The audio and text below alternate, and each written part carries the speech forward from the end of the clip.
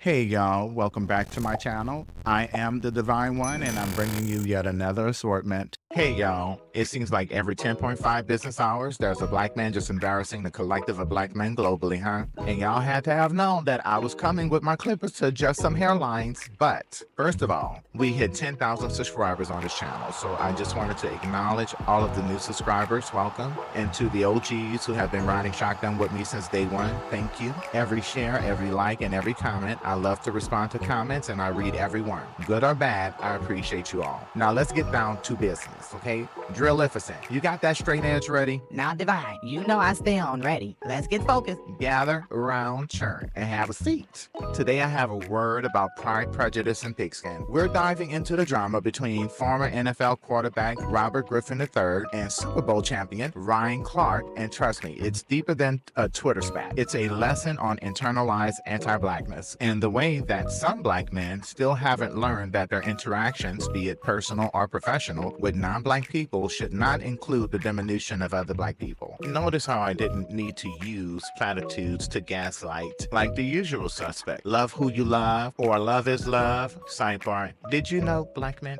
that you can love who you love and not have to focus on what you don't or who you're not in love with? More on that later. Let's call it what it is. It's weird. Weirdo behavior. But we have to admit that black men of a certain range, a certain caliber, especially when they are attempting to gain some measure of social capital, this is what they have to do to get it. But anti-blackness, especially when it's geared toward black women, is heavily monetized on social media and traditional media and incentivizes the diminution, the subversion, the wanted destruction of blackness for social consumption and entertainment purposes. And we've covered this particular situation on this channel multiple times, with Shannon Sharp being the most recent disappointment. So here we are yet again, and it's now time to start the bridling. Somebody pick me a switch off that tree over yonder. There's about to be a spanking. But first, you know the routine. Check out these TikToks, and there will be commentary at the end. Let's go. The best advice anyone ever gave me was 2 words. You can't. And you know what my response was?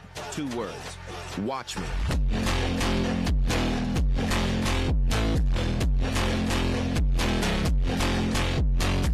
The problem and who's really speaking. On the sideline, just, yeah, baby, get her, you get her. Who celebrates like that for a flagrant foul on another player if they don't dislike that player? Okay, you want some more evidence? Here's some more evidence.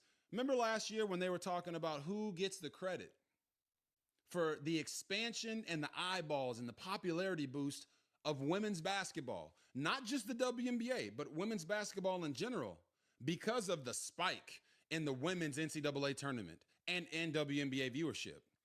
A lot of people were attributing that to Caitlyn Clark, and rightfully so. This is what Angel Reese had to say.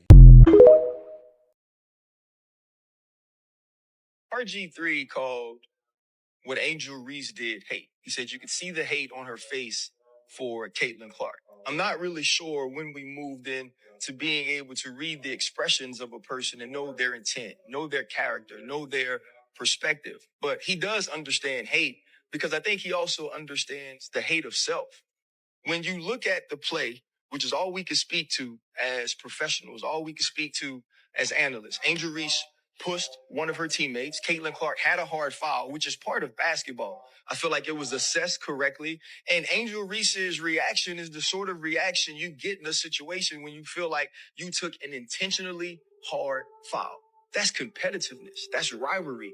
That's not hate. And so now, though, when RG3 jumps on to the hate train or to the angry train, and now follows along with what we saw from Keith Olbermann, what we saw from Dave Portnoy, as they poured on to Angel Reese to make her the villain in Caitlyn Clark's heroic or hero story. Right. The one thing we know about RG3 is he's not having conversations at his home about what black women have to endure in this country, about what young black women and athletes like Angel Reese have had to deal with being on the opposite side of Caitlyn Clark's rise and ascension into stardom. Now, when you look at it, I think A'ja Wilson is the face of the league. A'ja Wilson is the best player in the league. Caitlyn Clark is the most important player in the WNBA. And a ton of her fandom has come along with some racial bias or some racial pieces to why people love her so much. And so now, if you're RG3, when is the last time within your household you've had a conversation about what she's dealing with? You haven't been able to do that because in both of your marriages, you've been married to white men. You haven't had opportunities to have those conversations to educate you on what they're feeling, what Black women deal with, what they're seeing when they think of a young Angel Reese. And the whole time that he's mimicking Angel Reese and bobbing his head and moving his neck while he's doing this whole piece, his wife is in the back amening and clapping. And so to me, it's just another situation that now this young lady has to deal with. When I worked with RG3, he would make all of these sort of corny jokes about milk and how much he loved it and how important it was. And he always points out on social media the color of his wife's skin, as if the color of her skin is what makes her special, as if the color of her skin is what makes her a good wife. I've met the lady. I've had a conversation with her. Right. I think she's more than that. But it also leads to what Black women deal with a lot from Black men who have chose to date or marry outside of their race. They always feel like they have to go the extra mile to prop up the woman that they're married or the woman that they're with over Black women by denigrating Black women. I feel like we should have an opportunity to move past that and understand that Angel Reese can be great in her own right, as Caitlyn Clark is as well. Caitlyn Clark is a likable and lovable superstar. She pays homage to the stars of the past. She pays homage to the Black women that have come before her. And now she is carrying the mantle forward. So there's no need to pin those two against each other and paint them based on stereotypical tropes. And I think this is what I like RG3 to know, that no matter how much he continues to echo the microaggressions of racist, he'll be no less Black than me. Hold up. Limitless. Niggas to me can't finish it. I'm father here to witness it. A few moments later. All right, let's talk about this Ryan Clark, Robert Griffin situation. Two people that I call friends, regardless of how you might feel about them. Now, usually I make videos for the masses, for everybody, but this specific video is for people that look like me. So if you don't look like me, keep on scrolling, or you can eavesdrop in on a conversation that might not be for you. Yesterday, Robert Griffin, he seemingly attacked Angel Reese when he said, Angel Reese hates Caitlyn Clark. Robert supposes that he knows what hate looks like. Today, Ryan Clark responds and seemingly attacks Robert Griffin when he says Robert Griffin doesn't have conversations about the plight of Black women in his own house, implying that because Robert's married to a white woman, he doesn't have these conversations. Here's where I realize we are 24 hours later. A Black woman, Angel Reese, has seemingly been attacked by a Black man, Robert Griffin. And a Black man, Robert Griffin, has seemingly been attacked by a Black man, Ryan Clark. So ultimately, what have we been left with? A Black man and a Black woman being attacked, both by Black people. So who's actually winning here? I know Ryan. I know Ryan well. I know Robert. I know Robert well. Ultimately, I believe that their hearts are very similar. They want the best from the world. They want the best for people that look like them, and truly they want the best for all people. But after 24 freaking hours, I'm really sitting here thinking that the only thing that has happened is that a Black man, Robert Griffin, has helped fuel the attack of another Black woman in Angel Reese by putting out his statement. And a Black man, Ryan Clark, has helped fuel the attacks on another Black man, Robert Griffin, by putting out his video. So it's just Black people being attacked. And they're being attacked by the inciting of other Black people. The reason I'm not hitting Robert or Ryan privately is because I think this conversation needs to transcend a private text message or a private phone call. Like, I really want people to hear this. What ultimately has been won? What's been won? Some retweets. Oh, you got figuratively dunked on. Oh, you got figuratively dunked on. Somebody's been called a coon here. Somebody's been called a racist here. Somebody's been called a sellout here. Somebody's been said they're dancing for the man here. But what's actually been won? Now, Robert's like implying that it's a bad look for ESPN, thus like maybe it should put Ryan's job in jeopardy. And then my dog Ryan's going back at Robert Griffin saying like he's the worst teammate ever. Just what's been won? What? Who's winning? Not people that look like me. I have to just take a second to weigh in on this Ryan Clark RG3 debate. Angel Reese hates Caitlyn Clark. Not some basketball rivalry hate either. Hate. RG3 called what Angel Reese did hate. When is the last time within your household you've had a conversation about what she's dealing with?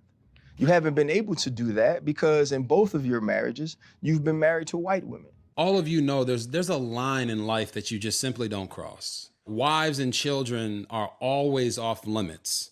And Ryan Clark has sprinted past that line. See, this whole thing isn't about Angel Reese hating Caitlyn Clark or two women not getting along. It's about these two men who really dislike each other, who used to work together. That's the problem. Listen, I think Ryan Clark is a brilliant analyst, and I also think that what he does on the Pivot podcast is fantastic. Did he have to go that far?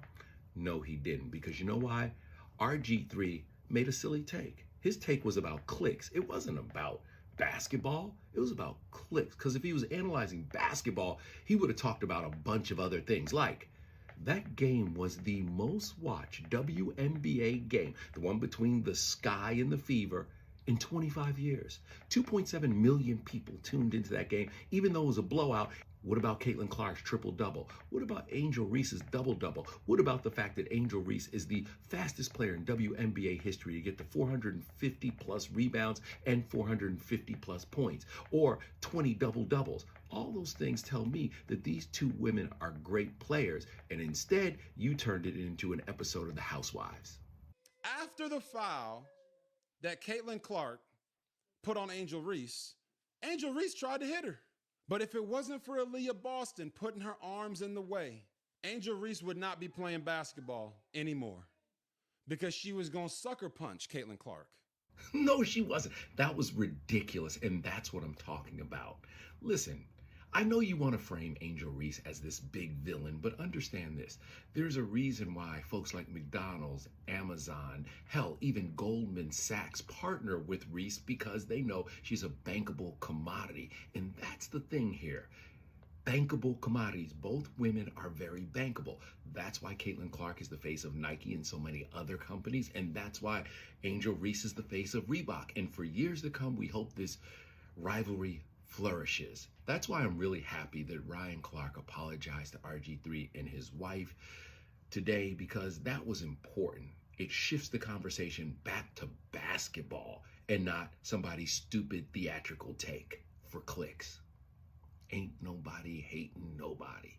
Just watch basketball and enjoy it.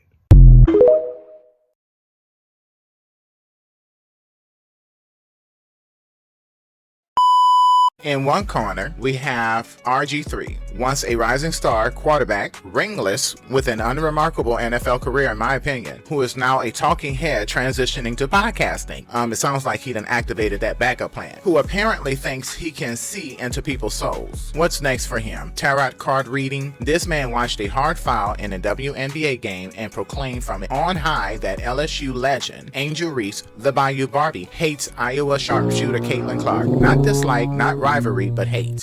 Oh, yeah. There's powerful niggardry at work here. And in the other corner, we have Ryan Clark, former Steelers safety and ESP analyst. Let's check the ring finger. Oh, yep, there it is. And oh yeah, who heard RG3's hot take and said, hold up, flag on the play, 10-yard penalty. Ryan reminded RG3 and the world that when it comes to talking about black women and race, RG3 might not have the range, especially given his track record of women he engages with. White women. He meant white women. And before all of the tink sniffers start needing reviving salts or fainting couches because someone finally called it out, this is just one of the myriad of behaviors weirdos do for white validation and the content they do for white consumption. Before we get into this dragon session, Divine, how did all of this start? I'm getting there. Just give me a second. Let's set the scene with a quick recap of what went down. It started during a recent WNBA matchup between Angel Reese's Chicago Sky and Caitlyn Clark's Indiana Fever. After a flagrant foul by Clark knocked Reese off balance, RG3 took to Twitter, X, whatever, and typed out what he thought was the gospel. I know what hatred looks like. Angel Reese hates Caitlyn Clark. Not some basketball rivalry. Hate either. Hate. He tweeted. That declaration hit the timeline like a lightning bolt.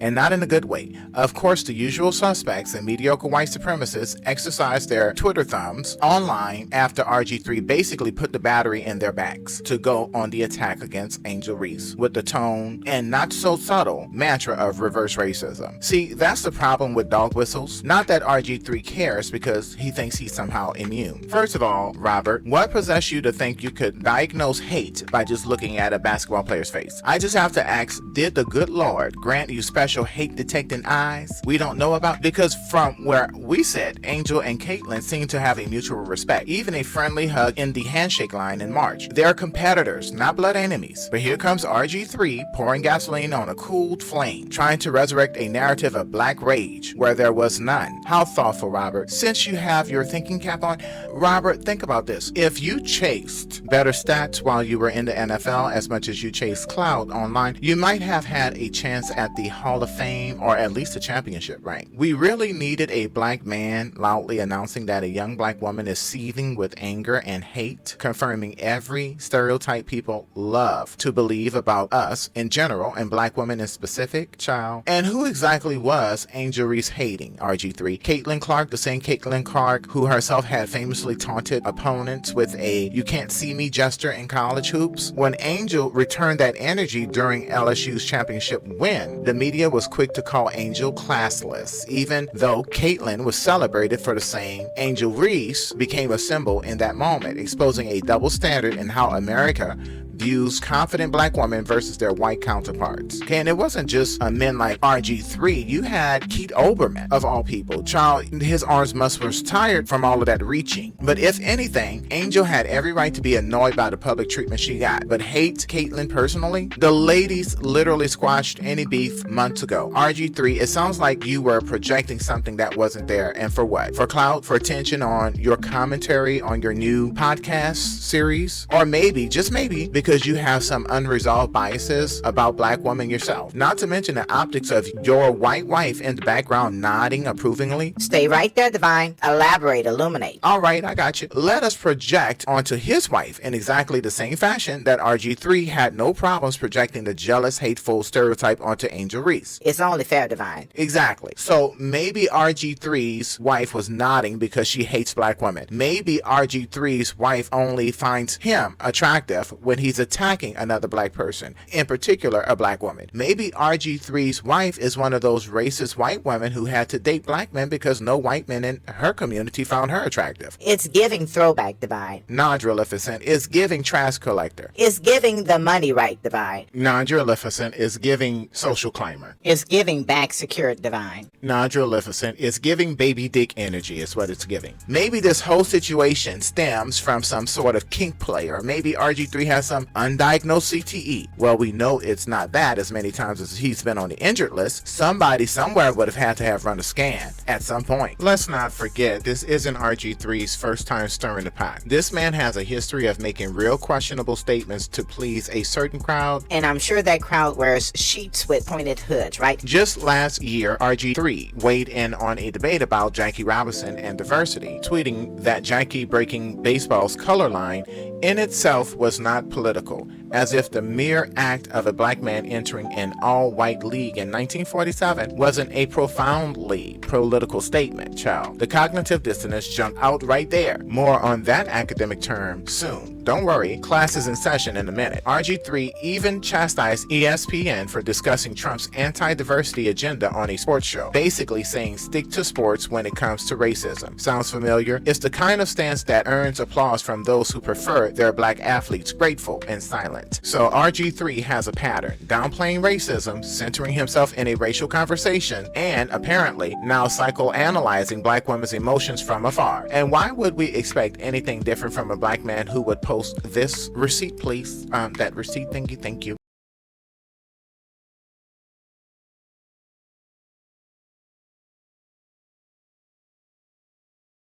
But on this week, he crossed the wrong line because Ryan Clark was not about to let that slide. Ryan Clark loaded up the receipts and went in like a preacher with a Bible verse. In a now viral Pivot podcast segment and on social media, Ryan systematically dismantled RG3's argument. First, he schooled RG3 on why the Caitlyn Clark hype has racial undertones. Caitlyn Clark is the most important player in the WNBA, and a ton of her fandom has come along with some racial bias, Ryan said, on why people love her so much.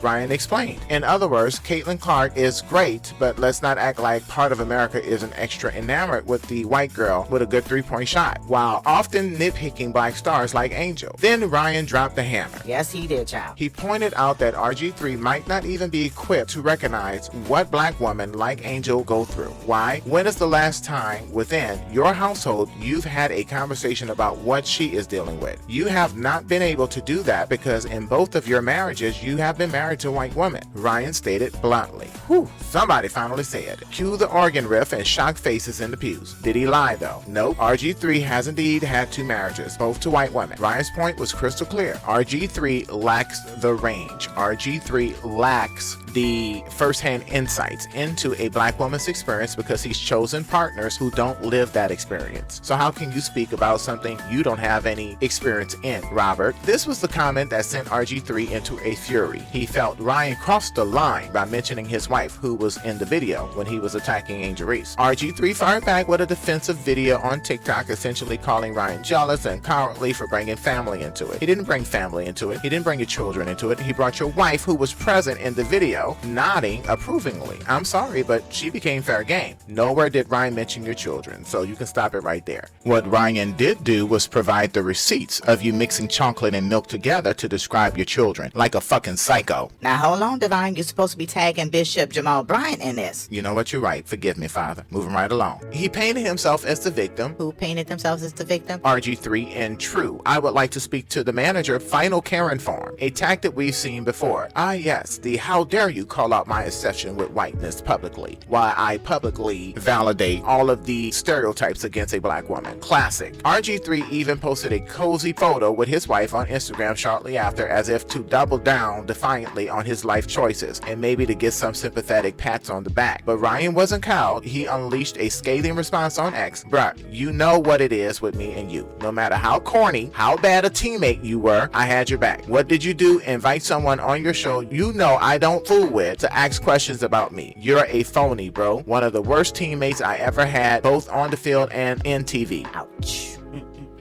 Not worst teammate I've ever had, and phony, with receipts that RG3 was apparently snakish behind the scenes. A snake, always slithering.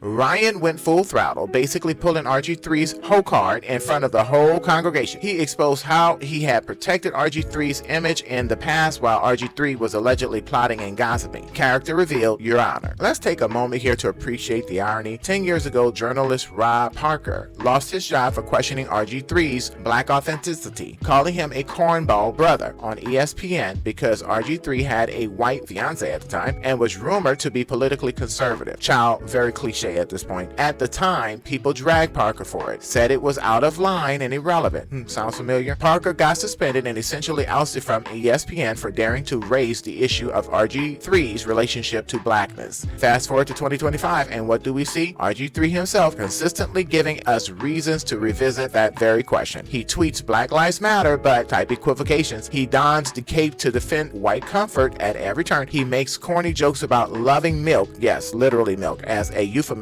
for his white wife's skin. He once posted a cringe photo stirring chocolate and white milk together to celebrate their interracial love. We see you, Robert. Now, I know RB3 plays a clinical psychologist online, but given that he can just look in somebody and see the hatred in them to give clinical diagnoses, so surely he knows that comparing people in a sexual nature to food or inanimate objects is objectification. It is fetishization. It's dehumanization. Hell, it's an anthropomorphism. In short, RG3 turned himself into a walking punchline about the very thing Rob Parker tried to warn us about. Now people are saying maybe Rob Parker wasn't so wrong after all. It's wild how the tables turn. The phrase cornball brother then went from an insult to an eerily accurate job description for RG3, and the receipts are all over his social media to prove it. Now let's shift from the messy to the scholarly, because this saga is about more than two men beefing. It's about why RG3's comment struck such a nerve. Class is in session. Internalized anti-blackness? That's the term of the day. This refers to black people absorbing racist ideas about blackness, often leading them to disassociate from or even disparage their own community. When a black man like RG3 consistently uplifts whiteness as the standard, be it through spouse choice, social media jokes, or dismissing racial issues, and tears down black people, like branding a black woman hateful or downplaying black struggles, that's internalized racist rearing its head. It's like a tape playing in the subconscious. White is right, black equals attack. We see it manifest in Misogynoir. In RG3's case, the specific contempt toward black women. Sadly, he's not alone. A quick tour of the internet underbelly will show countless videos of black men proudly proclaiming why I don't date black women, listing tired stereotypes as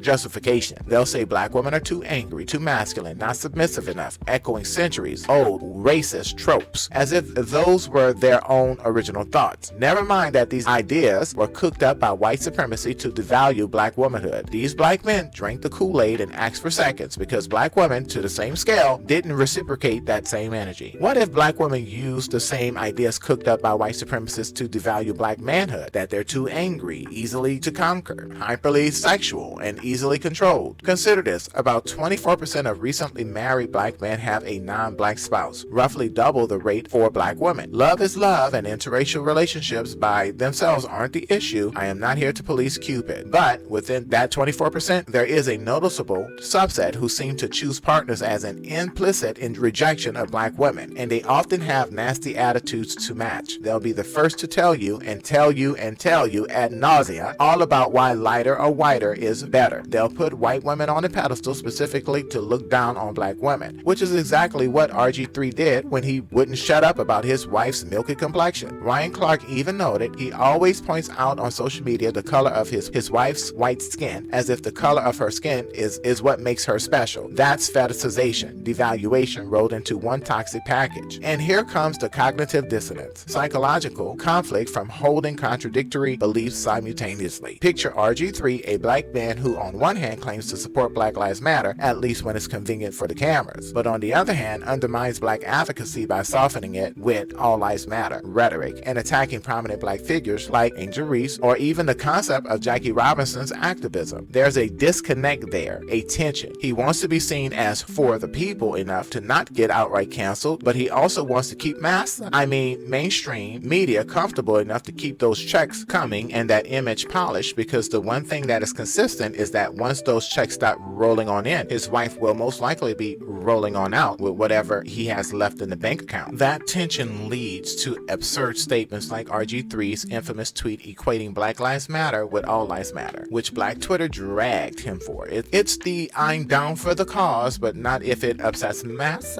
mentality laid bare. Unfortunately, this is a common trait for black men who interracially date and marry. Let's break down some forms of internalized anti-blackness we've witnessed not just from RG3, but across the culture. First up, colorism and desirability politics, preferring lighter skin as more attractive or acceptable. An example, the rapper Kodak Black once said, "I don't really like black girls like that. I'm already dark. I like light-skinned women. They are more sensitive." Yikes, child. That quote is pure colorism, equating dark skin, even his own, with something negative and light skin with superior qualities. When black men gain fame, there's a running joke, with a sting of truth, that many promptly find a white or exotical, non-black trophy wife. This pattern telegraphs a belief that proximity to whiteness equals status. It's not about love, it's about validation. And media representations feed this. How often do we see the successful black male athlete or entertainer with a white partner on his arm, versus the reverse? It subtly suggests to young black men that success includes obtaining a white wife as the cherry on the top. That's desirability politics at work, shaped by a society that still centers Eurocentric beauty standards. Contempt for black women? Some internalize the sexist racism, misogynoir, to the point they truly believe black women are inherently problematic. They circulate stereotypes that black women are loud, uncooperative, gold diggers, you name it. Online, manosphere groups are full of this garbage, which is one reason people are constantly referring to them as trash bags. A 2024 study of black male influencers found pervasive belittling of black women, even condoning violence against them in some forums. These men will say it's just a preference, while ignoring how their preferences miraculously align line with white supremacist standards. The result? They feel completely justified in publicly disrespecting black women. Case in point, RG3 feeling bold enough to call Angel Reese a hater on a public platform. But Divine, wasn't Angel Reese receiving death threats? Exactly, and that's why it is so important that black men, especially sports analysts, moderate their tone, especially the words that they use regarding black women, because they actually give license to white supremacists to attack them. Now, in the case of RG3, I don't presume to know what's in someone's heart, okay? I'm not special. God didn't give me that. But two things are apparent. Either RG3 is completely clueless and not the brightest bulb on display here, or he is completely apathetic to any potential harm that can be caused to a black woman in such a degree to where he can use this type of charged language and not expect some type of ramifications, which indicates to me that his motives are intentional. Yeah, he's doing it on purpose. That's what I think. He knows the potential and just doesn't care because it's a black woman. Moving right along. Effectively scolding her for an emotion, anger, that he assumes she had because she's a confident black woman. He likely wouldn't have pulled that with a male athlete, and most certainly not with a white female athlete. Black women made an easier target. Credential but not conscious. RG3 majored in political science at Baylor, a fact I find quite telling. He learned how politics work, which suggests he's knowingly crafting his image and his message and words to achieve a certain goal. Perhaps that goal is mainstream acceptance, and if that's the case, then you have to wonder why it is mainstream to be anti-black. Perhaps it's a future political run or just staying palatable enough for corporate media. Either way, I'm not calling him a smart man at all, but he knows when to act like he doesn't know the racial implications of what he says. He knows exactly what he's doing. He may think he's playing a role, but he's just a throwaway tool for the white supremacists to be able to say, see, it must be true. My black friend RG3 says the same thing. When confronted with racial controversy, he often chooses the route of saying, it's not about race, to reassure white audiences. That's a conscious decision to distance himself from the black community's perspective in favor of universal, quote-unquote, colorblind acceptance. Textbook internalized anti-blackness and an exercise in branding. Ultimately, guys like RG3 are chasing an honorary white man card. They won't say it outright, but their actions scream, pick me, pick me, pick me, white America. They figure if they marry a white woman, move white, and talk white, or at least against black interests, they'll be insulated from the ugly side of racism. Spoiler alert, you won't. You can have a white wife, a golden retriever, a house in the suburbs with a picket fence and an 800 credit score. You're still a black man in America, and sooner or later that reality comes knocking. You always get the wake-up call, okay? RG3 himself faced that when he was benched and unceremoniously booted from his NFL starting job years ago. All that perceived proximity to whiteness did not save him from being seen as expendable by a majority white NFL ownership and fan base once his performance wavered. As the saying goes, we might get invited to the dinner, but we'll never be allowed to cook in the kitchen. Now, let's be clear. There's nothing wrong with interracial love, if that's what you are into. Nor is having a white spouse proof of self-hate on its own. But it's a good indicator. But when black men constantly censors whiteness as superior or denigrates his own people, we have a problem. That's when terms like sellouts start getting tossed around. An ugly word, it describes someone who betrays their community's trust for personal gain quite aptly. Traditionally, black men who openly disrespected black women who aligned with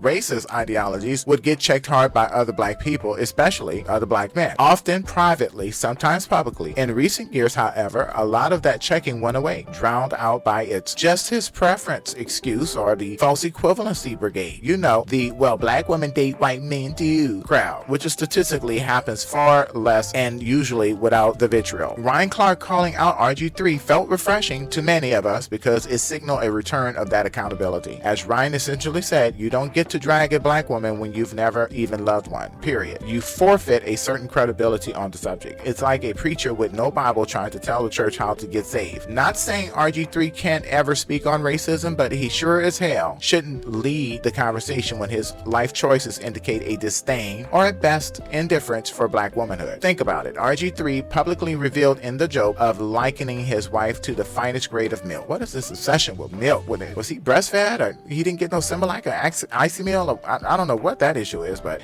an odd objectifying flex nobody asked for. He acted as though marrying white was an accomplishment, and then he expects the black community to take his commentary on a black woman at face value. Child boo.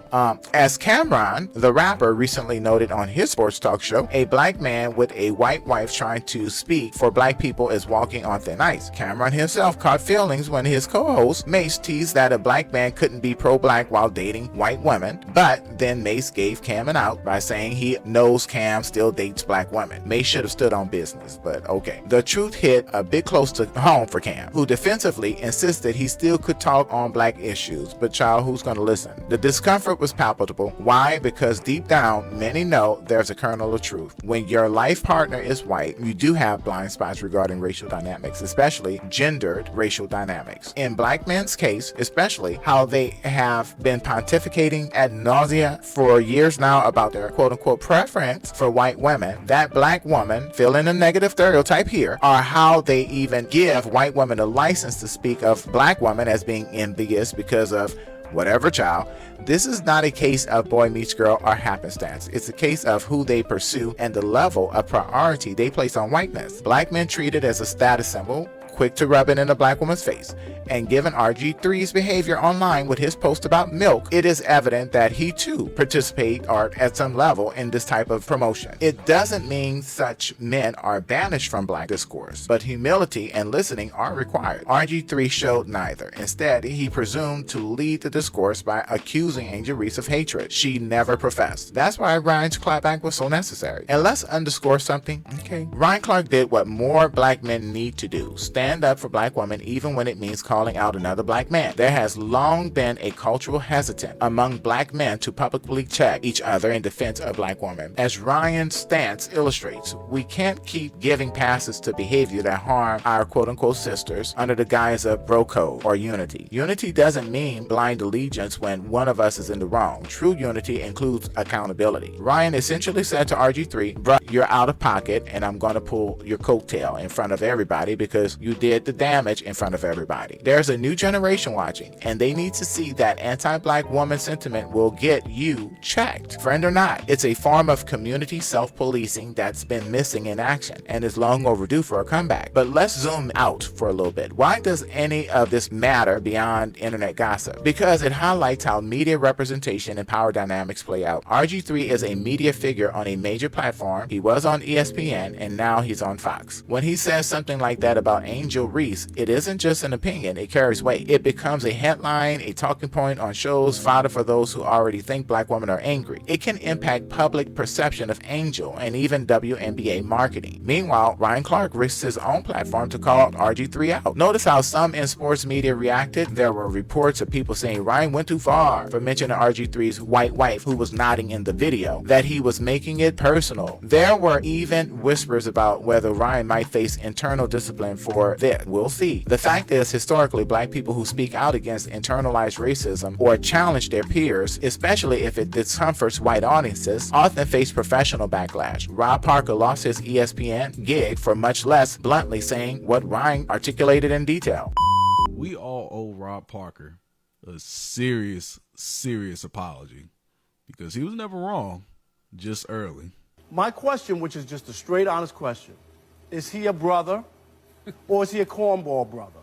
What does that mean? Yeah, explain that. Well, he's not really, okay? It's crazy looking back because Rob lost his entire job at ESPN because of that statement. We also must talk about the economic and political undercurrent. Companies like ESPN, owned by Disney until recently, are keenly aware of their audience and sponsors. There's pressure to keep things uncontroversial, keep discussions of race palatable. A black analyst openly accusing another of internalized racism and calling out whiteness on air. That's taboo in some boardroom. There are people who'd rather Ryan had just said RG3 is wrong about Angel and left wives out of it to sanitize the conversation. But the truth isn't always sanitary. Sometimes it's messy, uncomfortable, but unnecessary. But Ryan has officially apologized, which is the beginning of the Rob Parker protocols. But this time things are a little different. Let me take this opportunity to remind these networks, especially ESPN and Fox Sports, black audiences are watching how you handle this. We flexed our economic muscle before. Remember the recent Target backlash? One pastor, Bishop Jamal Bryant, one call led to massive boycotts and Target stock plummeted. Their first quarter quarter profits got slashed. Shares went tumbling. We've seen Hollywood feel the pinch when black people withdraw support. Just ask Disney about the lukewarm reception to some of their projects versus the runaway success of black-led films like those by Ryan Coogler. Sinners, anyone? In other words, we are past concerns about being alienated. We are pulling our dollars. Now, we are snatching bags. From here on out, we're bag snatchers. If ESPN were to even think about sidelining Ryan Clark for standing up against anti-blackness, the community response would be swift and fierce, and you only need to look to Target to see your potential financial future should you do too much. Okay, let me go ahead and tag Bishop Jamal Bryant so he can start working on that sermon. Conversely, platforming more truth tellers and fewer RG3 style apologists could actually win back some trust with black viewers who are tired of screaming at their TVs every time a cornball narrative pops up, though they risk turning off their true audience, mediocre white people screaming about woke or DEI or affirmative action or whatever they're howling at the moon over. But what's the end goal for black men who cater to this true audience? To become the go-to favorite blacks in the black community? Before we close, let's take a moment to talk about two more figures in the black sports commentary elite. Emmanuel Acho and Stephen A. Smith. You might call them the corporate chaplains of comfort, fluent in race talk but often preaching to appease the algorithm and not the ancestors. These black men are everywhere, and yet somehow the truth is often nowhere to be found. Furthermore, in Acho's case, it's proof that black men, he's Nigerian, I'm sorry Nigerians, but y'all gonna hold this out, can still be married to a black woman but will do anything to obtain that pat on the head for being one of the good ones, one of the good negras, okay? But Emmanuel Ocho, I call him the professional peacemaker, okay? Let's begin with him. The former linebacker turned virtue signal whisperer. He made waves with his uncomfortable conversations with a black man YouTube series. No shade, but Nigerian men normally don't classify themselves as black unless there is a bag involved. Otherwise, black people are the Akadas, right?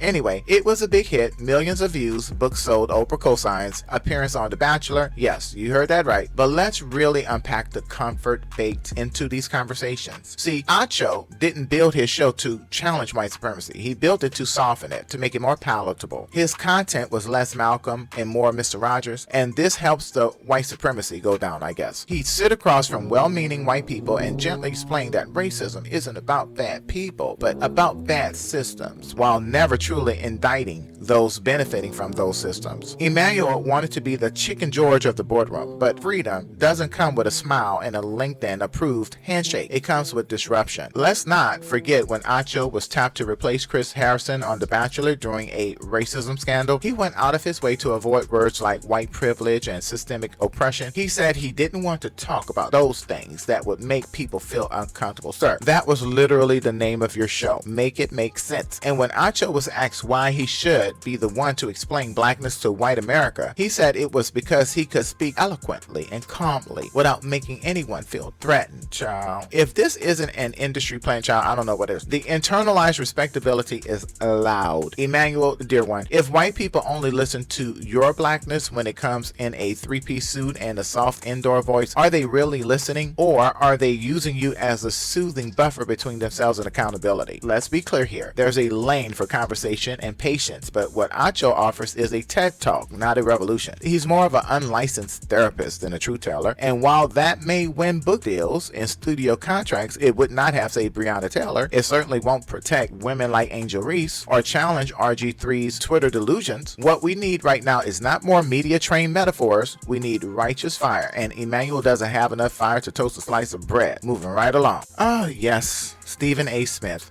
the loudmouth dunce turned corporate cop. Now, Stephen A. Smith, the man, the meme, the machine, he's been yelling into ESPN mics since RG3 had knees. And yes, he paved the way for a lot of black voices in sports Journalism, really black men. But let's not act like he didn't take a hard turn into company man territory when the stakes got real. This is the same Stephen A. Smith who once said Colin Kaepernick betrayed the NFL by holding a private workout on his own terms. Now, I must ask, what does does betrayal look like when you're the one being blackballed? Stephen A. Smith seemed more concerned about Cap's tone than his truth. Classic plantation politics. It's the idea that the problem isn't racism, it's how loudly you talk about it. Massa might hear ya. Stephen A. Smith also notoriously sided against black athletes who dared to speak out. When Kyrie Irving refused to get the COVID vaccine, Smith didn't just critique him, he eviscerated him on air, calling him selfish and ignorant, while barely addressing how the NBA's public health policies were being used to police individual choice in communities of color. But when Aaron Rodgers lied about vaccination, Smith's tone softened. Now suddenly it was a mistake, not malice. Say it with me, double standard. And let's not forget his response to Angel Reese and Caitlyn Clark. He was quick to jump on the Angel needs to be more respectful train, feeding into the narrative of the angry black woman trope who doesn't know her place. Stephen, where's that fire you had for Ja Morant, for Kyrie? Why is it always the black athletes and usually the black women catching the full heat of the fury?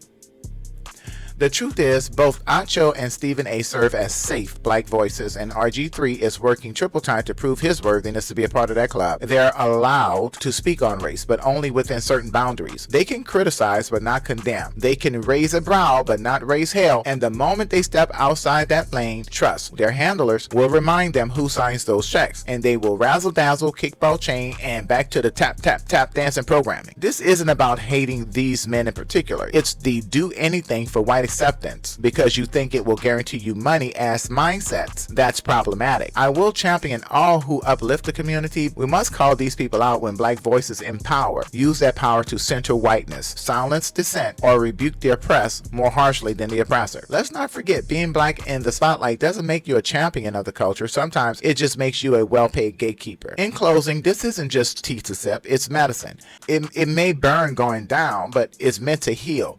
RG3 versus Ryan Clark isn't about two men, it's about the soul of our culture and who gets to define the narrative about black women and black authenticity. It's about making sure that in our community, the least protected black women, as Malcolm X noted, are finally protected, respected, and heard. It's about urging black men to do some soul searching. If you feel triggered by what Ryan or even Rob Parker said, ask yourself why. Is it because there's a bit of RG3 in you that needs unlearning? And if so, now is the time. When public figures like RG3 make statements that reinforce harmful stereotypes, the consequences ripple outward. And no, it doesn't just impact black women only. His platform lends legitimacy to views that frame black women as antagonistic and justify unequal treatment. But white supremacy does not surgically internalize it. It immediately applies generalizability to the entire black community. In contrast, Ryan Clark's pushback, while personal and a bit hypocritical as he himself has a white baby mama, served as an important act of accountability within the black community. The RG3 Ryan Clark disagreement serves as a microcosm of broader societal tensions. It highlights the need for deeper awareness around media responsibility, racial dynamics, and community accountability. While RG3's comments may have seemed benign to some, they reflect deeper issues of internalized bias and selective advocacy. Ryan Clark's response was not just a personal rebuttal, but a necessary reminder that representation without responsibility can do more harm than good. Black public figures, especially those with influential platforms, must consider the broader impact of their words and whom those words ultimately serve. Let this be a moment of reckoning and reconciliation, reckoning with the fact that yes, internalized racism is real and it's harmful, and reconciliation in that we as a community can address it without canceling each other entirely. We can hold people accountable and still leave the door open for redemption once lessons are learned. And to all the black women that may be listening or any of their allies, please understand this is the time you support the men who speak out. Ryan Clark is being attacked right now, okay? And they're trying to isolate him and wait until everything died down, and then you have one less voice on platforms defending women like Angel Reese, women like you. And this is how the system operates functionally to silence voices that protect you. When people attack black women, they are de facto attacking the black community as a whole. They understand that you, the black woman, are the most educated, the startup queen, the money in the community, the power in the movement. Therefore, you are their white supremacist target, their natural opponent. And black men like RG3, like Stephen A. Smith, like Emmanuel Acho, aren't just preferred gatekeepers, but are, as Dr. Julia Hare would say, the leading blacks. They, through their actions, either consciously or not, act as collaborators to the destruction and the diminution of the black community.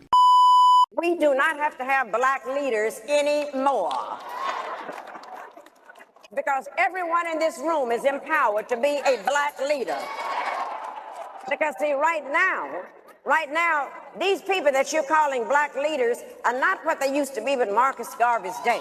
Those were the people that got us together and planted a strategy, and we're not looking for fame. But today's black leaders, I'm afraid, have become leading blacks. And don't ever confuse leading blacks with black leaders.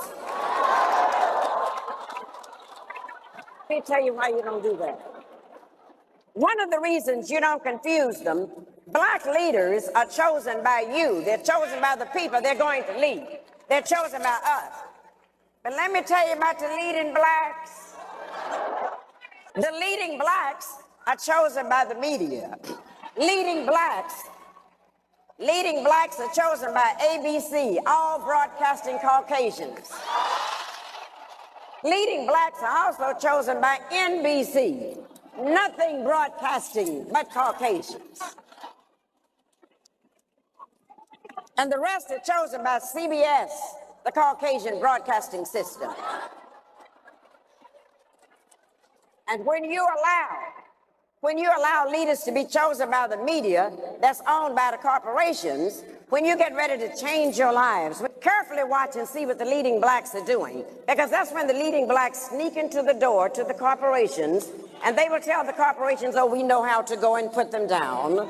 We know how to get you some real affirmative action Negroes to come in here and work. We know how to do that. But at the end of the day, the leading blacks lead the corporations, and the leading blacks have gotten paid while we have gotten played.